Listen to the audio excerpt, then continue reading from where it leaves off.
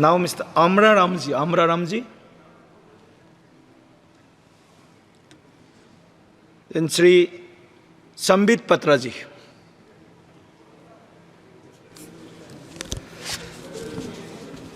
आप सभी को प्रणाम। पीठासीन महोदय, आपको बहुत धन्यवाद। राष्ट्रपति महोदया के अभिभाषण पर आपने मुझे धन्यवाद प्रस्ताव पे बोलने का सुअवसर दिया है। आज मैं इस सदन को भी धन्यवाद देना चाहूँगा कि आज 1 जुलाई को, जो कि डॉक्टर्स डे भी है, एक बहुत बड़ी चिकित्सा का काम गुलामी के खिलाफ हुआ है। गुलामी की मानसिकता जिसमें बचपन से हम आईपीसी और सीआरपीसी सुना करते थे, अब हम आईपीसी और सीआरपीसी नहीं सुनेंगे, हम भारतीय न्याय संहिता सुनेंगे, हम भारतीय नागरिक सुरक्षा संहिता सुनेंगे। स्वाभाविक रूप से ये एक बहुत बड़ा बदलाव है। मुझे दुख इस बात का है और मुझे कई बार कष्ट इस विषय को लेकर होता है कि ये बातें सुनने में छोटी छोटी लगती होंगी, ये बातें सुनने में शायद महत्वपूर्ण नहीं लगता होगा कि आईपीसी और सीआरपीसी था, भारतीय न्याय संहिता हो गया तो क्या बदलाव हो गया। ये एक बहुत बड़ी छलांग है, ये मानसिकता में परिवर्तन है। आप सोच के देखिए, अंग्रेजों द्वारा बनाया गया कानून घसीटते हुए हम हिंदुस्तान के 75 वर्ष आज़ादी के हो गए थे, फिर भी हम उसे घसीटते हुए ले जा रहे थे। एक नरेंद्र मोदी को आना पड़ा बतौर प्रधानमंत्री यह सोचने के लिए कि we have to change this mentality, we have to come above this and we have to in a way end this enslaving mentality of the society of India. I thank the Prime Minister, I thank the Home Minister, and I thank each and every one of you for supporting this. सभापति महोदय, तीसरी बार मोदी जी की सरकार बनी है और हर जगह खुशी का माहौल है। हम भी खुश हैं, स्वाभाविक रूप से सरकार बनी, हम खुश हैं। देश की जनता तो खुश है ही कि मोदी जी की सरकार बनी है। और विडंबना देखिए, जिनको हम सोच रहे थे कि दुखी होंगे कि हमारी सरकार बनी है और उनकी सरकार नहीं बनी, वो भी खुश है। तो मुझे तो समझ में नहीं आ रहा है, अगर चहुंदिक दिशा में खुशी का वातावरण है, हम खुश, देश खुश, वो भी खुश है, तो खतरे में कौन है और भयभीत कौन है? किसी को भयभीत नहीं होना चाहिए बंधु। आप तो खुश हैं, आप तो खुशी जाहिर कर रहे हैं, और डबल खुशी तो हमारे पास है।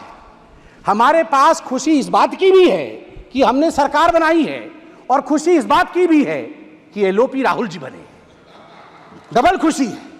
और एक राहुल जी नहीं बने हैं, दो राहुल जी। आज एक राहुल जी ने कहा मैं आज एक नहीं हूं, मैं 2।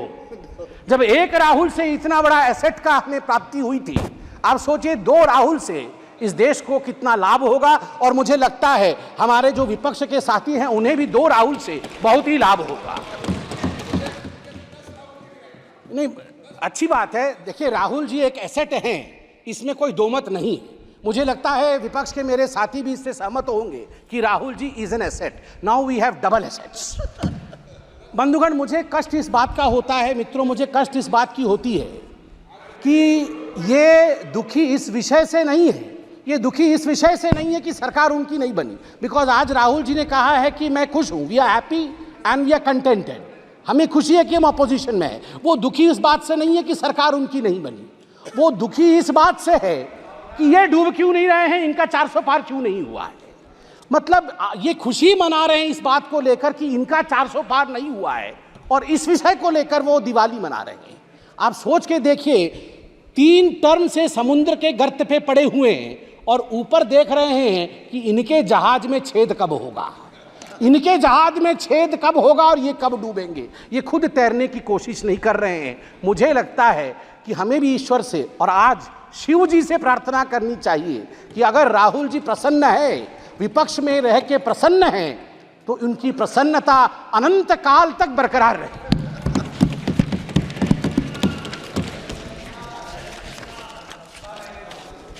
सभापति महोदय, मैं पहली बार सांसद बन के आया हूं। इससे पहले आप लोगों ने कई बार टीवी में देखा होगा। मुझे एक विषय, और ये पक्ष विपक्ष का विषय नहीं, जब मैं 2010 में बैठता था टीवी पर और डिबेट्स होती थी, तो उस समय जब इलेक्शन डिक्लेयर होते थे तो अमूमन जो विषय उभर के आता था, तुरंत टीवी के एंकर्स के विषय में आज बातचीत हुई तो पहला विषय जो उभरता था कि अरे जातीय समीकरण क्या है।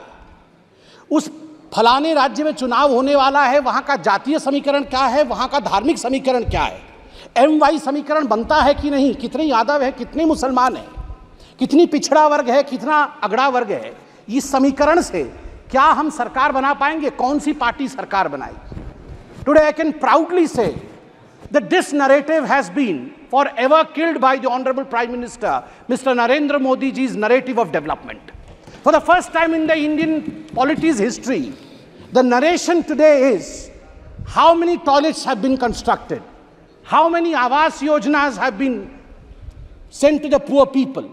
पहली बार आज देश में चर्चा का विषय बना है कि देश में आज 12 करोड़ शौचालय है।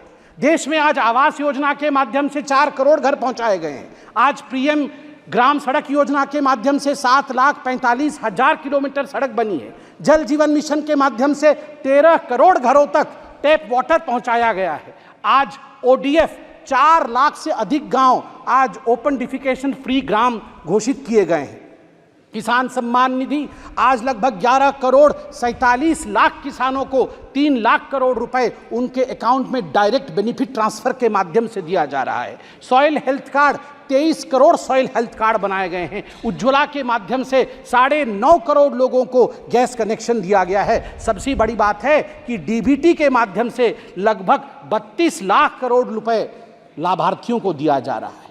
याद करिए एक ऐसा समय था जब तत्कालीन प्रधानमंत्री राजीव गांधी कहते थे मैं 100 पैसे भेजता हूं, 1 रुपए भेजता हूं, तो मात्र 18 पैसे नीचे पहुंचते हैं, बाकी बीच में ही समाप्त हो जाते हैं। आज मैं गर्व से कह सकता हूं कि प्रधानमंत्री नरेंद्र मोदी 100 पैसे पहुंचाते हैं तो 100 का 100 पैसा गरीब तक पहुंचता है, उसके अकाउंट तक पहुंचता है, कोई बिचौलिया खा नहीं सकता है। सभापति महोदय, आज डेमोक्रेसी को लेकर, लोकतंत्र को लेकर बहुत सारी बातें हुई हैं और आज ही से नहीं, जिस दिन से ओथ टेकिंग चल रहा है, जिस दिन से शपथ समारोह चल रहा है, उसी दिन से लोकतंत्र को लेकर, संविधान की प्रतियों को लेकर बहुत बातें हो रही है। मैं जगन्नाथपुरी से आता हूं और आज मैं गर्व से यहां जय जगन्नाथ कहते हुए कहता हूं कि लोकतंत्र का जन्म जगन्नाथ धाम में ही हुआ। मैं बताऊंगा, वैज्ञानिक दृष्टिकोण से बताऊंगा क्यों हुआ। लोकतंत्र का जन्मदाता जगन्नाथ धाम है। जगन्नाथ मंदिर ने कलिंग के समय लोकतंत्र स्थापित किया। कलिंग अंग भंग कलिंग कहा जाता है। कलिंग के नरेश, कलिंग के राजा, कलिंग के सब कुछ भगवान जगन्नाथ है। वो तो जगत के नाथ हैं, वो तो ब्रह्मांड के नाथ हैं, मगर कलिंग में हम मानते हैं कि हमारे सर्वे सर्वा नारायण स्वयं हैं, जगन्नाथ है। वो रत्न सिंहासन पर बैठते हैं। रत्न सिंहासन से कलिंग का आसन वो संभालते हैं। उनका प्रतिनिधि वहां के गजपति महाराज होते हैं।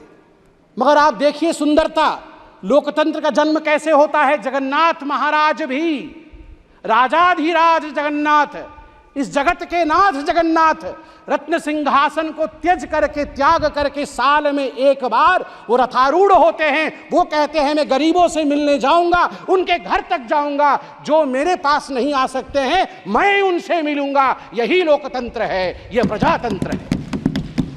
और जब रत्न सिंहासन त्यज करके जगन्नाथ रथारूढ़ होते हैं, रथ पर आते हैं, तो गजपति महाराज, उड़ीसा के जो महाराज हैं, वो अपने हाथ में झाड़ू लेकर खुद जगन्नाथ के आगे झाड़ू चलाते हैं। उस दिन वो सफाई कर्मचारी बन जाते हैं। और गर्व के साथ मैं उत्कल पुत्र उड़ीसा का निवासी कह सकता हूं, इसी कारण से उड़ीसा में जाति प्रथा नहीं है, क्योंकि हमारे राजा को झाड़ू पकड़ना पड़ता है। जगन्नाथ के सामने लोकतंत्र चलती है और लोकतंत्र की जगन्नाथ की भूमि में राजा भी झाड़ू मारने के लिए बाध्य है। उसे छेरा पोहरा कहते हैं। 7 तारीख को रथ यात्रा है, आप देखेंगे राजा स्वयं झाड़ू मार रहे होंगे और तभी जगन्नाथ आगे बढ़ेंगे। यह लोकतंत्र की महिमा है। जब तक सनातन है तब तक लोकतंत्र रहेगा भारतवर्ष में। जगन्नाथ धाम एक ऐसा धाम है, लोकतंत्र के सीख के लिए, अध्यात्म की सीख के लिए आदि शंकराचार्य से हम सब के गुरु नानक महाराज जी ने भी वहां पधारा था। नीलकंठ वर्णी जी ने भी वहां पधारा था। ऐसे कोई गुरु नहीं जो वहां नहीं आए और वहां से शिक्षा दीक्षा लेकर नहीं गए। और आज मैं फक्र के साथ कह सकता हूं, मेरे प्राजी वहां बैठे हुए हैं सभी, जब 1506 में गुरु नानक देव जी जगन्नाथपुरी आए थे और जब वो अंदर गए थे मंदिर भगवान के दर्शन करने, उस समय आरती चल रही थी। उस भव्य आरती को देखने के पश्चात अनायास ही गुरु नानक देव जी के मुख से आरता निकला था, जो अपने आप में आज इतिहास है।